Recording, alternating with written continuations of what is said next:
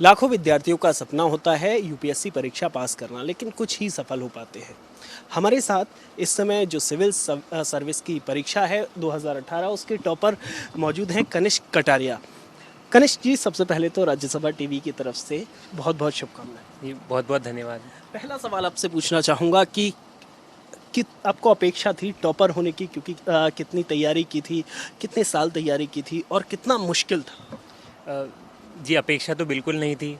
And UPSC examination ही ऐसा है कि जिसके अंदर कोई रैंक का अनुमान लगाना बहुत ही ज़्यादा मुश्किल होता है। इसमें कोई गारंटी से कह नहीं सकता कि ये रैंक आएगी। स्पेशली फ़र्स्ट रैंक तो बिल्कुल ही अपेक्षा नहीं कर सकते थे। एंड ये मेरा फ़र्स्ट टाइम था जब मैं एग्ज़ाम दे रहा था, तो मुझे नॉलेज भी नहीं था कि मेरे कितने मार्क्स आएंगे या कैसे क्या मेरे आंसर्स का स्टैंडर्ड है, क्वालिटी है।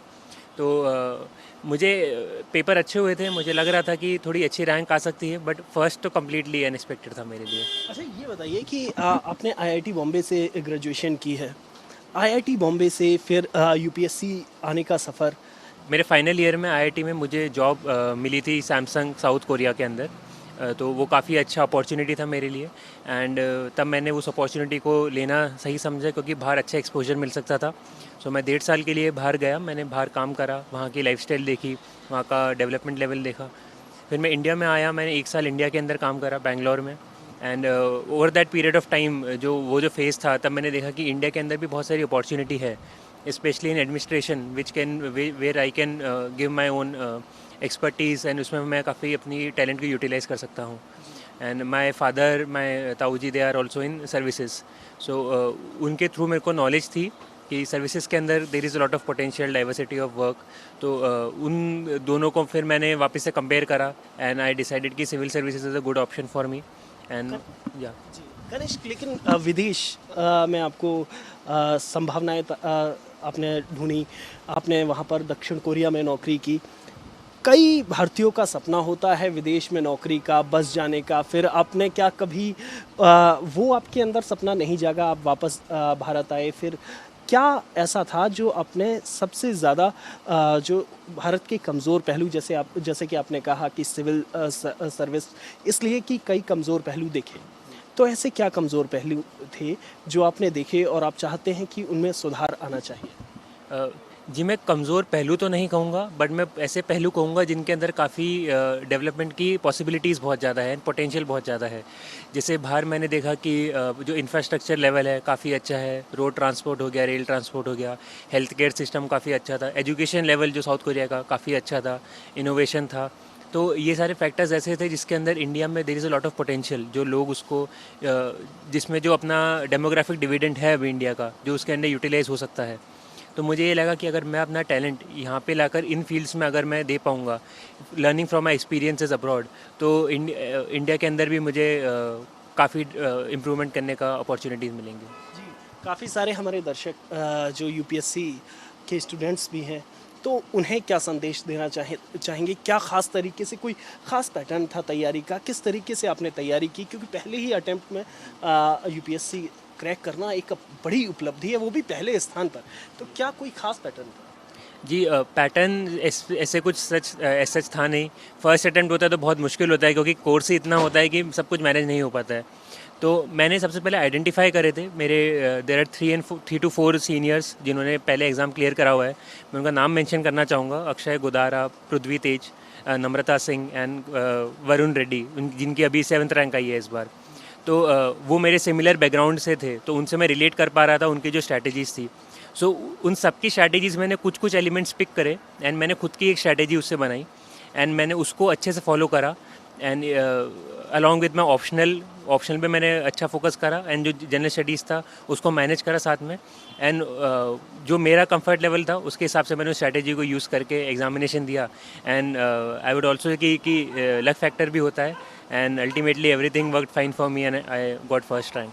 अच्छा, क्योंकि परीक्षा के दौरान समय बहुत कम मिल पाता है, फिर भी मैं आपसे पूछना चाहूँगा कि खाली समय या कुछ भी वक्त मिलने पर आप क्या शौक है, क्या करते हैं, क्या ख़ास तौर पर जो, और टीवी देखना क्या पसंद है, टीवी क्या देखते हैं?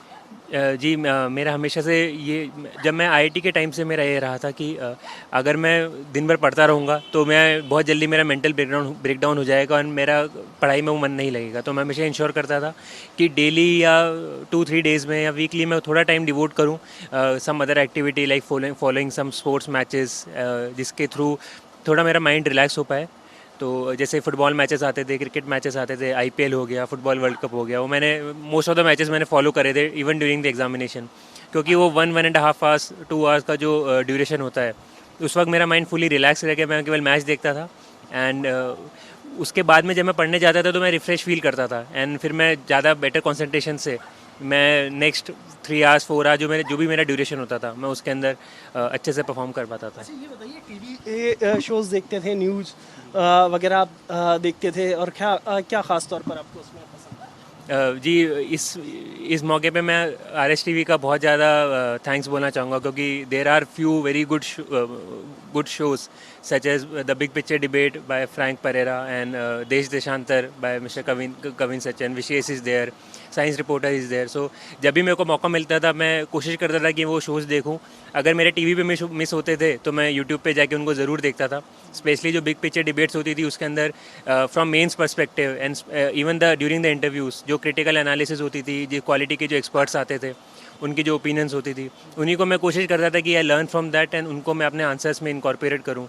एंड आई डेफिनेटली फील कि मेरा इंटरव्यू अच्छा हुआ था and in that RS TV debates they played a very big role. Thank you. एक और आपसे सवाल पूछना चाहूँगा कि जो इस साल परीक्षा देनी है, कई लोग इस बार भी परीक्षा देंगे, उनके लिए क्या संदेश देना चाहिए? जी मैं लोगों से, जो भी यूथ ये एग्ज़ामिनेशन दे रहा है उसको, उनको मैं यही कहूँगा कि self confidence, hard work and optimism मेरे हिसाब से काफ़ी इंपॉर्टेंट एलिमेंट्स हो जाते हैं। एंड अगर लोग इसको फॉलो करेंगे तो सक्सेस मिलेगी।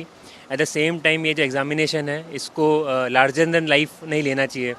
अगर कोई मिस्टेक होती भी है तो उससे लर्न करके नेक्स्ट इटरेशन में इंश्योर करना चाहिए कि वो गलतियाँ हम दोहराएं नहीं। तो मैं सभी बच्चों से ये कहना चाहूँगा। एक और आखिरी बात पूछना चाहूँगा, आईआईटी ग्रेजुएट हैं, हम लोग पिछले कई सालों से देख रहे हैं, आईआईटी हो या फिर जो इंजीनियरिंग बैकग्राउंड हो या फिर मेडिकल बैकग्राउंड, इसके काफ़ी लोग सिविल सर्विसेज में आ रहे हैं। तो क्या इससे आपको लगता है कि जो टेक्निकल बैकग्राउंड के लोग हैं या मेडिकल बैकग्राउंड के लोग हैं उन्हें फ़ायदा होता है, या जो सामान्य जो आर्ट्स के स्टूडेंट्स हैं वो कहीं ना कहीं पीछे रह जाते हैं कि आप लोग आईआईटी या मेडिकल के लोग आगे आते हैं? तो ऐसे में क्या उन लोगों के लिए मुश्किल है, या जो प्रतिस्पर्धा अगर हम कहें तो बराबर की प्रतिस्पर्धा होती है? जी मेरे अकॉर्डिंगली ये जो एग्ज़ाम का जो पैटर्न है इसके अंदर 4 जीएस के पेपर्स हैं, 2 ऑप्शनल के पेपर है, तो सबका इक्वल वेटेज आ ही जाता है कि ऑप्शनल पे भी फोकस करना है, जीएस पे भी फोकस करना है। एंड हम देखें तो रिसेंट पास में लिटरेचर जो ऑप्शनल वाले लोगों ने भी एग्जामिनेशन को टॉप करा है, तो ऐसा नहीं है कि केवल इंजीनियरिंग या मेडिसिन वाले ही इसको टॉप कर रहे हैं। एंड मेरा हमेशा से ये बिलीव रहा है कि स्टूडेंट किसी भी स्ट्रीम का हो या अगर वो फुल एफर्ट डाल के मेहनत करेगा तो वो उसको अच्छा रिजल्ट मिलेगा, भले वो इंजीनियरिंग हो, मेडिकल का हो, आर्ट्स का हो, ह्यूमैनिटीज़ का हो, किसी का भी हो। जी, तो आप देख सकते हैं कि कनिष्क कटारिया का साफ कहना है कि आप अगर बेहतर तरीके से प्रयास करते हैं, साथ ही समन्वय बनाते हैं पढ़ाई और बाकी कामों के बीच में, तो निश्चित तौर पर आप सफल हो सकते हैं। कैमरामैन सुधीर के साथ नवविक्रम सिंह, राज्यसभा टीवी, जयपुर।